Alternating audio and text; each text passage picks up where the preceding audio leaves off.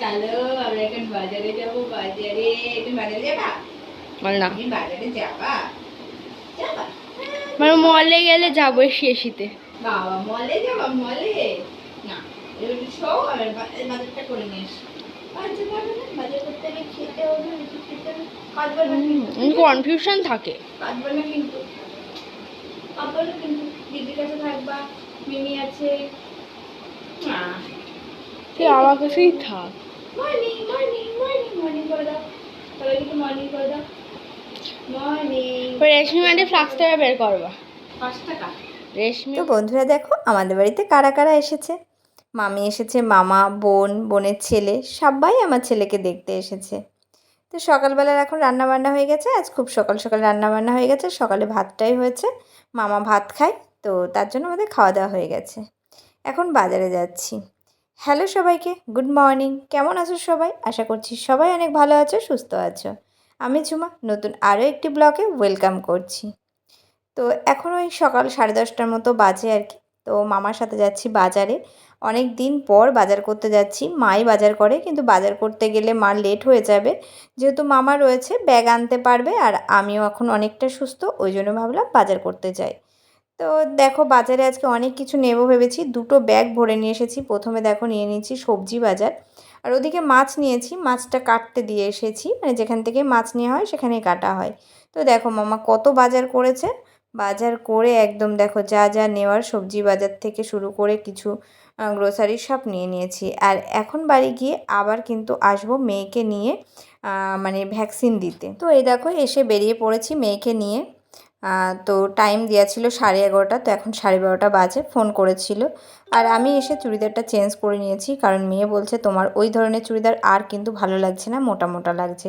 কারণ ওই চুড়িদারগুলো আমি ডেলিভারি টাইমে নিয়েছিলাম। আর এটা হচ্ছে 16 বছর, মানে 15 বছর আগেকার আমার মেয়ের পোলিও কার্ড। তো আজকে 16 বছরের ভ্যাকসিন, সেটাই দিতে যাচ্ছি। অনেক দিন আগেই দেওয়ার কথা। প্রত্যেক মানে ডেটটা আসলে মেয়ে চেঞ্জ করে ফেলে, মানে এদিক ওদিক গিয়ে, মানে যতটা ছাড়া যায়, মানে ভ্যাকসিনটা নেবে না, ভয় পাচ্ছে আর কি। 10 বছরেরটাও দেওয়া হয়েছে, 15 বছরেরটাও দেওয়া হয়েছে। কিন্তু এই দেখো ফাইনালি এখানে ভ্যাকসিন দেবো, চলে এসেছি, চলো।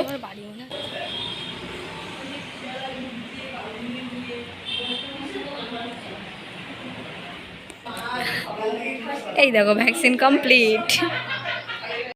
বাচ্চারা ভ্যাকসিন দেওয়া কমপ্লিট। বলছে দেওয়ার সময় তুলবা না যদি কান্না করে, বুঝেছো? তো কাঁদিনি, একটু কাঁদিনি। এই দেখো, চলো ডলতে হবে না, এবার ডলে না, চলো বাড়ি যাওয়া যাক। তো বন্ধুরা বাড়ি এসে গেছি।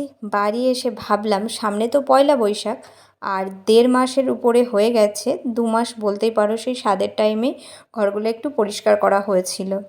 তো ভাবলাম আজকে যেহেতু বাড়িতে অনেক লোকজন আছে, আমার ছেলেকে নেওয়ার মতো লোকজনও অনেক রয়েছে, আর যেহেতু বুনু আছে সাথে, তো বুনুকে নিয়ে আমি ভাবলাম একটু আমার এই রুমগুলো পরিষ্কার করে নিই।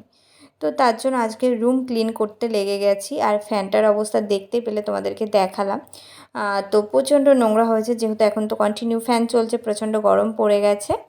তো যাই হোক, ঘড়িটা দেখতে পাচ্ছ 12:15 হয়ে রয়েছে, কারণ আমার ঘড়িটা খারাপ হয়ে গেছে। ব্যাটারি আজকে 1 সপ্তাহ হয়ে গেছে, আনতেই পারছি না। মাঝে মাঝে চলছে, দেখো কাটা চলছে, আবার বন্ধ হয়ে যাচ্ছে।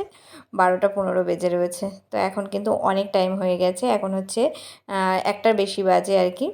তো যাই হোক, দুপুর মানে বেলা গড়িয়ে গেছে। তো মা বলছিল স্নান করবি না, ছেলে স্নান হয়ে গেছে। তাই বললাম করব আজকে, না হয় আমি একটু লেটেই স্নান করব। তো মা বকাবকি করছিল যে ঠান্ডা লেগে যাবে। তাই আমি যে সবাই রয়েছে, তো আমি একটুখানি পরিষ্কার করে নিই, কারণ এরপরে আর টাইম নেই। কারণ দেখো আমি যেগুলো পারবো না সেগুলো একটু মানে হাতে পাতে করে দিতে পারবে, তো তার জন্য। তো আমি কিন্তু আগেও তোমরা অনেক পুরনো ব্লগে দেখেছো, আমি কিন্তু 15 দিন অন্তর অন্তর কিন্তু আমার রুমকে ক্লিন করে থাকি। কিন্তু এখন একটু অসুবিধার জন্য সেইভাবে পরিষ্কার করতে পারছি না। প্রচণ্ড ধুলো হয়েছে, প্রচণ্ড। যে ফুলের টবগুলো রয়েছে পুরো মানে ধুলোয় একেবারে কি বলবো, সাদা হয়ে গেছে। তো তার জন্য আমি আজকে আর দেরি করিনি, কারণ এই পর্দা টর্দাগুলো আমার ধোয়ায় আর কি যাবে। আমার 1 মাস পূর্ণ হয়ে গেছিলো, মানে 13 দিন, সরি আমাদের 13 দিন। 13 দিন কমপ্লিট হয়ে গেলে আমার বড়বাবু আর কি যাওয়ার আগে সমস্ত ধুয়ে টুয়ে গুছিয়ে দিয়ে গেছে। কিন্তু সেইভাবে তো আমি পরিষ্কার করতে পারি না, বসেই থাকি। আর এখন আমি পুরোপুরি সুস্থ, অনেকটাই সুস্থ। তবে হ্যাঁ, মাত্র 1.5 মাসই হয়েছে, ভারী কাজ কিন্তু আমি একদমই করতে পারবো না, করা বারণ। এইগুলো তো ভারী কাজ না, তো সেই জন্য রুম ক্লিন করতে লেগে গেছি। তো কারা কারা আমার মতো রুম ক্লিন করতে পছন্দ করো অবশ্যই কমেন্টে জানিও। আমি তো ভীষণ পছন্দ করি, মানে রুম ক্লিন করা, রুমের জিনিস এদিক থেকে ওদিক করা, মানে একটু মাঝে মাঝে চেঞ্জ করা আর কি, এগুলো আমার ভীষণ ভালো লাগে। তো যাই হোক, কিছুদিন করতে পারছি না, তো হাত টাত আমার মানে চুলকায়। আমার মেয়ে বলে যখনই মানে আমি এই রুম ক্লিন করতে মানে যাই আর কি, আমার মেয়ে বলে আজকে ঠিক কোথাওকার জিনিস কোথাও হবে আর কি, মানে ওদের আইডিয়া হয়ে গেছে। তো ফ্যানটা চালিয়ে দিলাম আবার, কারণ ফ্যানটা একটু ঝেড়েছি তো উপরে ঝুলগুলো থাকবে, পরে চালালে কিন্তু আমার বাবু যখন এখানে এসে শোবে বাবুর গায়ে পড়বে, ওই জন্য ফ্যানটা একবার চালিয়ে নিলাম, যে উপরে যেগুলো আছে আবার বন্ধ করে আরেকটু মুছে নেবো। তো যাই হোক, দেখো ওগুলো ক্লিন হয়ে গেছে। এখন চলে এসেছি এইগুলো একদম হালকা করে পরিষ্কার করতে লেগে গেছি। আর ওদিকে বেডশিটগুলো তুলে দিয়েছি, কারণ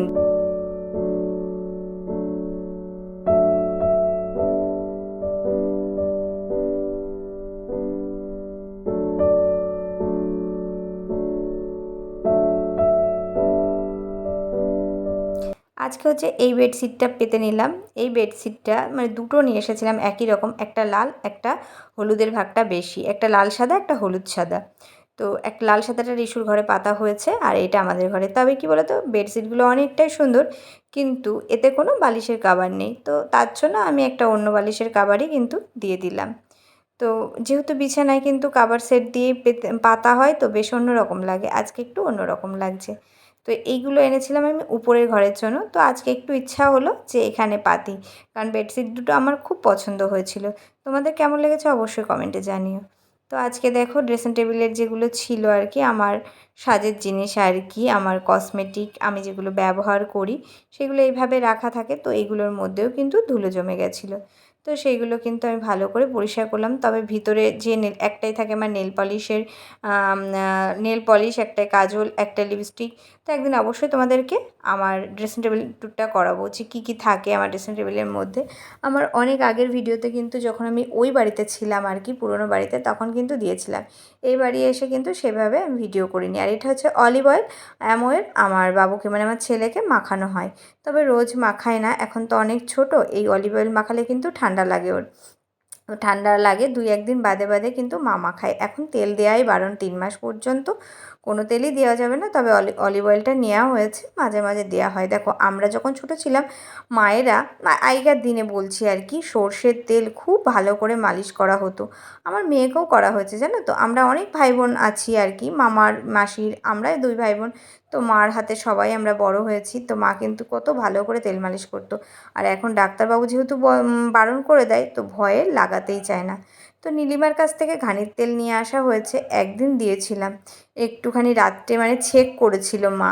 তো মানে ছেলের প্রচণ্ড মানে গায়ে কী সব র্যাশ বেরিয়ে গেছিলো, সারা রাত চিটপিট করছিল, মনে হয় ঘুমোচ্ছিল না। তারপরে এসি চালিয়ে হালকা ঠান্ডা করে তারপরে গিয়ে কিন্তু আমার ছেলে ঘুমিয়েছে। তারপরের দিন থেকে মা ভয়ে কিন্তু আর দিচ্ছে না, বললো একটু 3 মাস হোক, তারপরে আস্তে আস্তে অভ্যাস করাবো।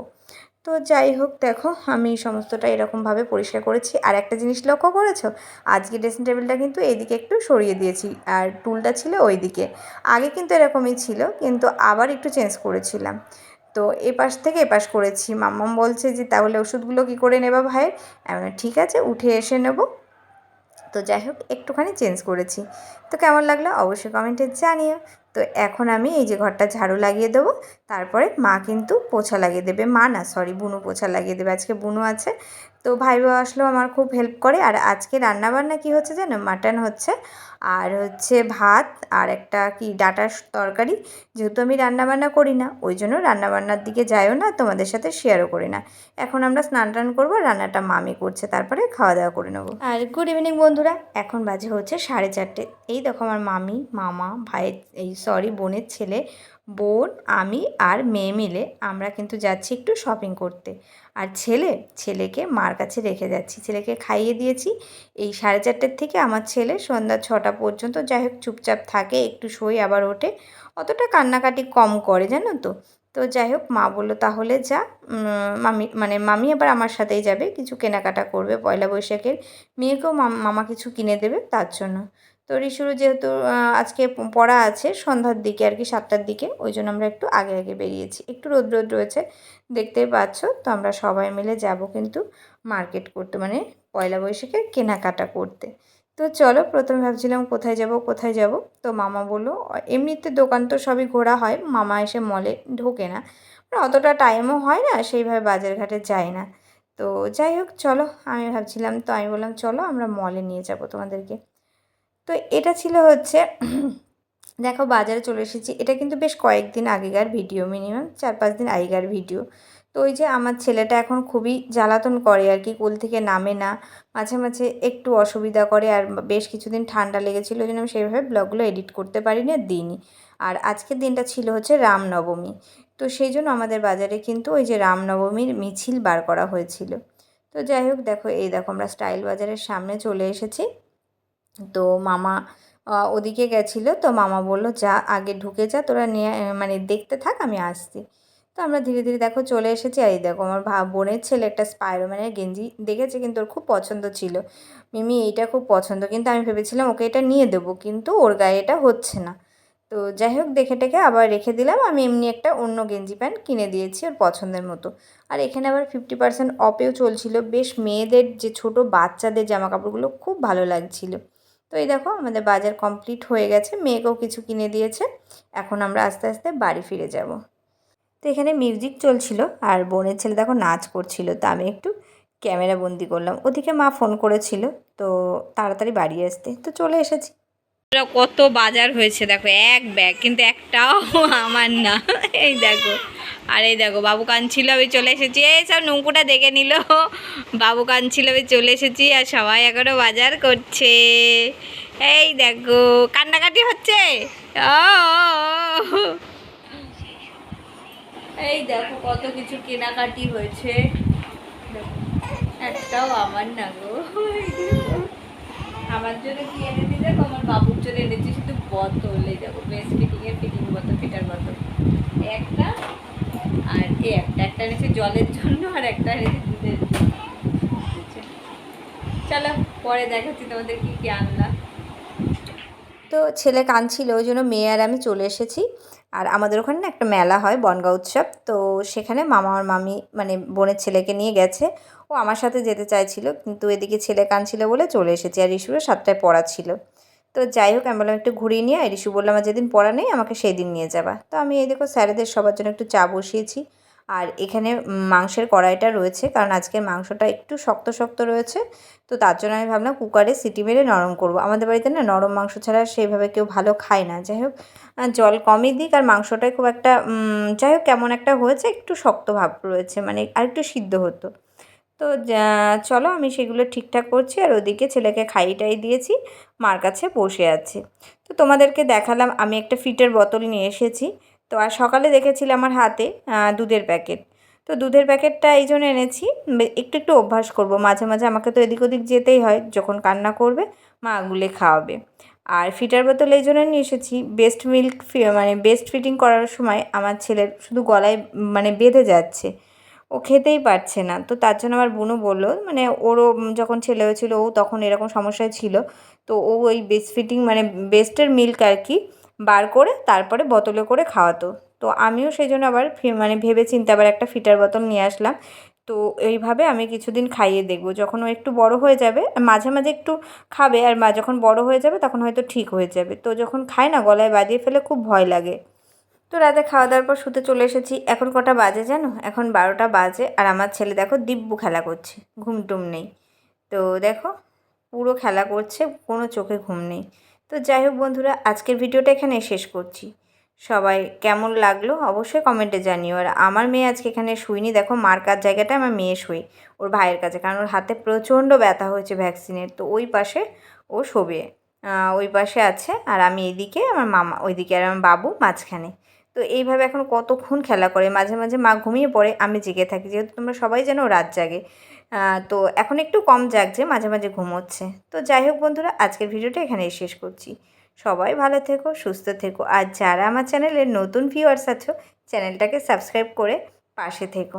তো চলো টাটা, আজকের মতো গুড নাইট বন্ধুরা, সবাই ভালো থেকো, সুস্থ থেকো।